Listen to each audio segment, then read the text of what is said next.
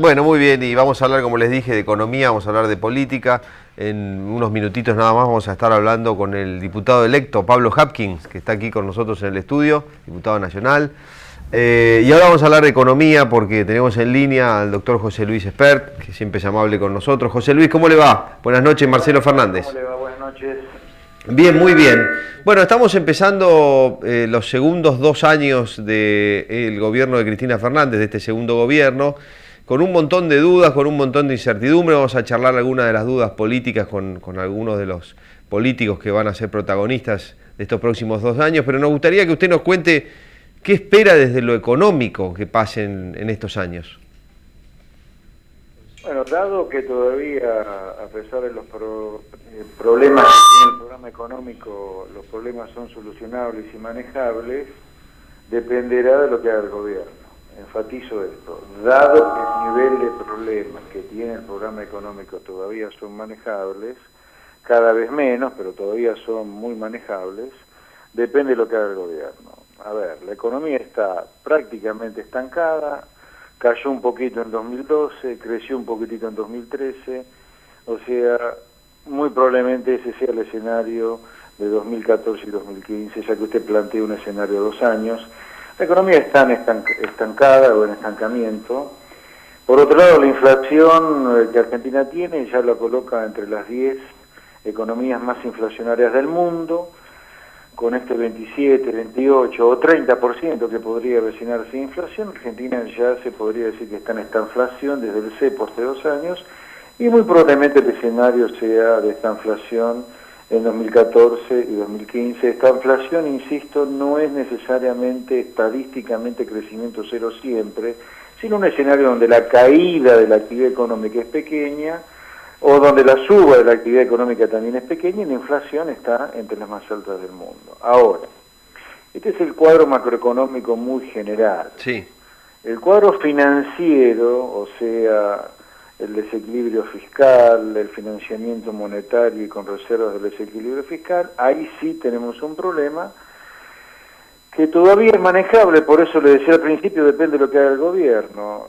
Lo que no luce como responsable, serio, prudente para con el país es lo que el gobierno dice en algún lugar, que es que las reservas acá tienen plazo fijo, que es octubre, diciembre de 2015, vamos a estar con un nivel muy bajo. Eso es lo que dice el gobierno, porque ajustes por el lado fiscal, por el lado del gasto público, no se van a hacer.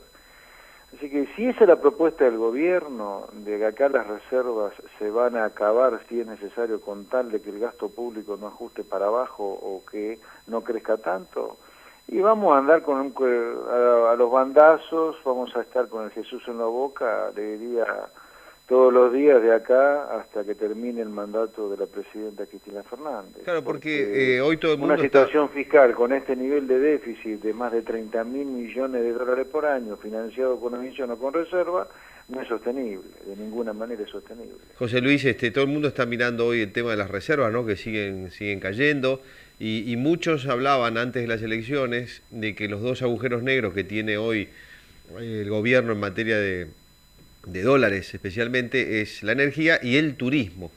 Y hablando con algunos amigos que están en el sector del turismo, me dicen que hay muchos viajes que se han anticipado antes de ahora, antes de esta fecha de elecciones de octubre, teniendo miedo y contratando lejos en el 2014, inclusive teniendo miedo porque el gobierno pueda tocar alguna de esas variables, tanto sea porque aumente retenciones, porque le ponga cupo al consumo de tarjetas de crédito en el exterior.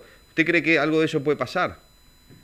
A ver, acá le voy a responder en 2 planos la pregunta. El primer plano del diagnóstico clínico médico desde el punto de vista económico del problema, la pérdida de reservas. Usted está perdiendo reservas, la causa económica no contable, la causa económica profunda por la cual usted pierde reservas es multicausal en realidad, pero no tiene nada que ver con el turismo. Eso, usted pierde reservas como consecuencia, que por culpa del cepo afectó seriamente el derecho de propiedad nuevamente en Argentina, y eso genera mucha incertidumbre en la gente. Encima, por si fuera poco, el gobierno empezó a hacer, a partir del cepo hace 2 años, cada vez más déficit fiscal. El déficit fiscal hace 2 años estaba en 25.000 millones de dólares, ahora ya está arriba de 30.000 millones de dólares. En un contexto de desconfianza como la que generó el cepo, empezar a emitir cada vez más pesos y a usar cada vez más reservas para pagar deuda, la consecuencia fue y es que las reservas no paran de caer. El derrumbe de las reservas del Banco Central desde el cepo solo es superado en los últimos 20 años por el derrumbe que tuvieron las reservas entre principios de 2001 y mediados de 2002, cuando cayeron 20.000 millones de dólares. Las reservas desde el cepo han caído 17.000 millones de dólares en 2 años. O sea, en un poco más de tiempo las reservas han caído un poco menos que en uno de los peores procesos de degradación económica que tuvo Argentina, como fue 2001-2002. Ergo, el cepo agravó el problema de pérdida de reserva en lugar de solucionarlo. Es más, antes del cepo acá no había pérdida de reserva. Lo que había era fuga de capitales del sector privado, que el sector privado lo financiaba con ahorro, pero no había pérdida de reserva. La pérdida de reserva grosera que estamos teniendo ocurre desde que se lanzó el cepo cambiario. ¿Y el cepo por qué? Porque el cepo cambiario generó tanta incertidumbre, tanta pérdida de confianza, que encima el gobierno, al inflar con pesos y dólares la plaza financiera, si usted quiere, pagando deuda y financiando el déficit, esos pesos, esos dólares a usted se le van. ¿Se le van por dónde? Se le van por el turismo, se le van adelantando importaciones de bienes de capital, algo de bienes de consumo, algo de bienes de intermedio. Y la otra fuente económicamente relevante de pérdida de reserva, además de la que le acabo de nombrar, es cierto, es el déficit energético. Y este es un tema de precio relativo. Usted tiene energía regalada en la Argentina, es motivo por el cual hay un derrumbe en la producción de energía. Ahora, contablemente es cierto, parte de la pérdida de reserva es por el turismo, pero usted, aunque meta preso a todos los que se quieren ir de viaje afuera, por lo que considera traidor de la patria, usted la pérdida de reserva la va a tener igual, porque la pérdida de reserva se le va a ir por otro lado, la cuenta va a ser diferente.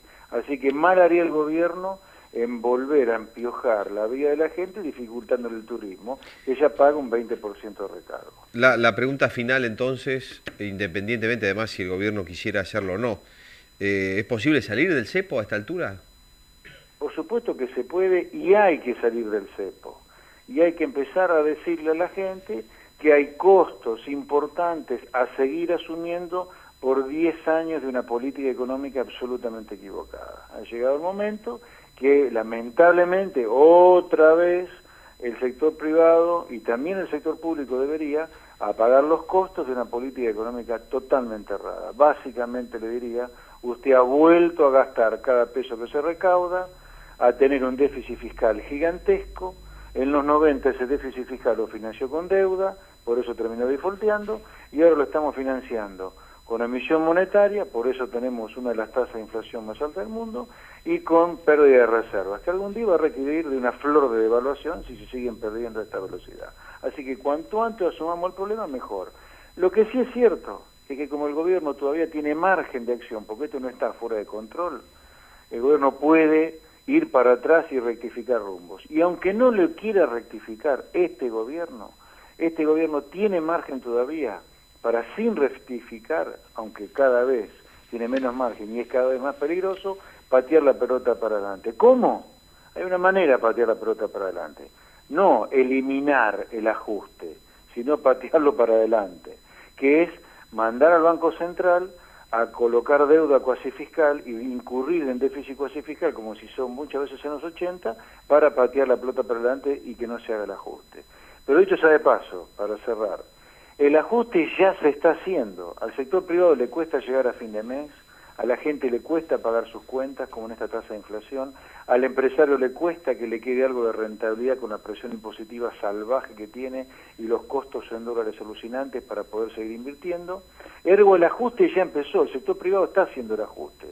Se han eliminado las extras, se han adelantado vacaciones en algunos sectores, hay una ligera destrucción de empleo en algunos sectores también.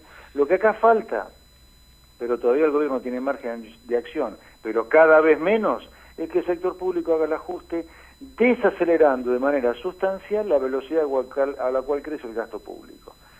Insisto, todavía el gobierno tiene margen de acción, pero es cada vez menos, y mientras más demore en hacer el ajuste, más con el corazón o con el Jesús en la boca vamos a estar los próximos 2 años. Doctor Esper, como siempre, muchas gracias, muy amable. Chao, buenas noches. Adiós, hasta luego, gracias.